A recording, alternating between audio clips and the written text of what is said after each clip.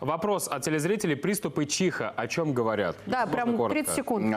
К тонзиллиту не имеет никакого Да. отношения. Это либо неврологическое состояние, как некий симптом, либо уже заболевание, либо это реакция на некий раздражитель. Вот мы с вами сейчас выйдем на солнышко из студии и начнем чихать. На солнце. На солнце, да, бьет солнечный свет или яркий свет по сетчатке Ну, глаза. конечно, конечно. Но это не... Кстати говоря, полипы в полости носа тоже могут быть, которые провоцируют чих. Вот это да. это лоровская Главное не история. брать ложку и Сколько ничего не давить начинать судорожно. Хорошо. Спасибо вам огромное.